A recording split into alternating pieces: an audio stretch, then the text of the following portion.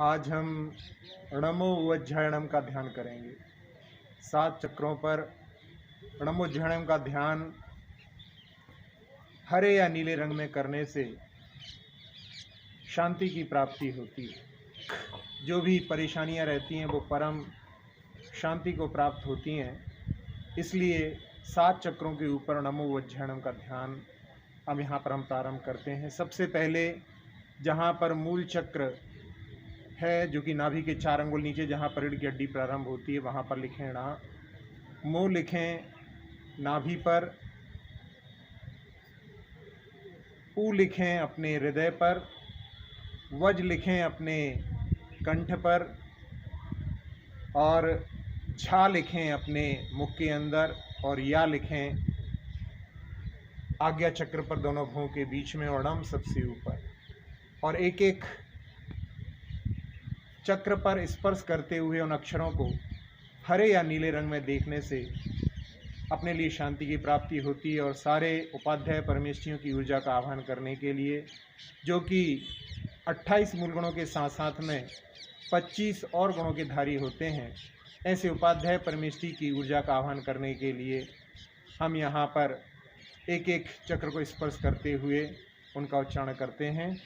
ण ण ण ण मो ण मो ण मो ण मो ण मो ण मो वज ण मो वज्झा ण मो वज्झाया ण मो वज्झायाणं णमो वज्झायाणं णमो वज्झायाणं णमो वज्झायाणं णमो वज्झायाणं।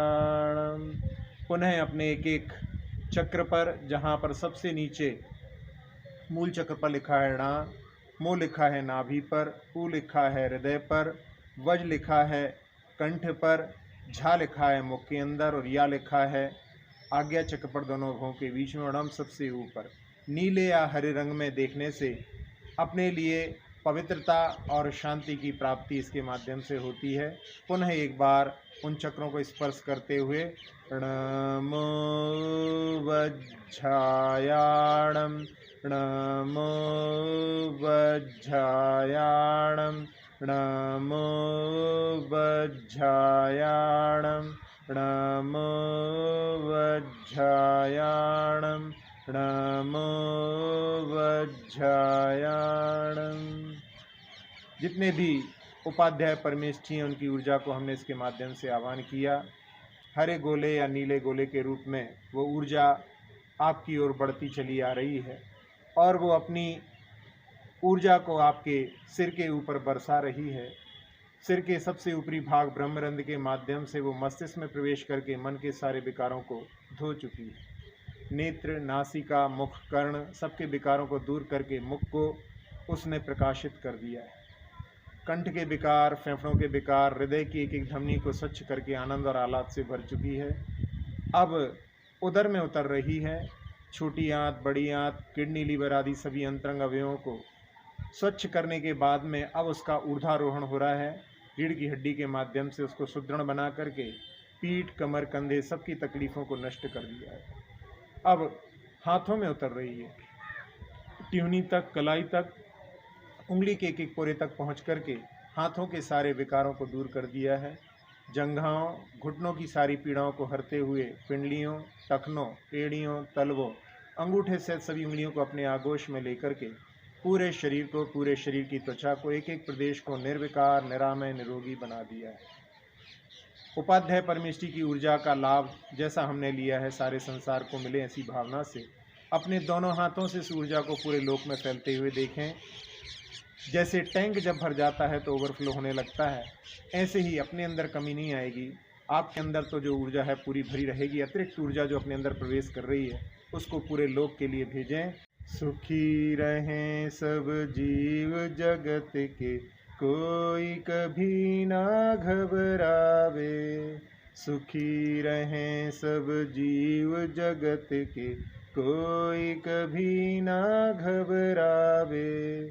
सुखी रहें सब जीव जगत के, कोई कभी ना घबरावे।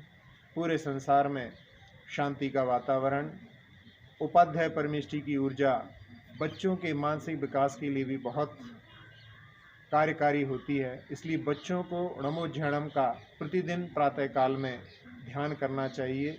इन 7 चक्रों के ऊपर इस प्रकार से यदि ध्यान करते हैं तो उनका बौद्धिक विकास बहुत अच्छा होता है।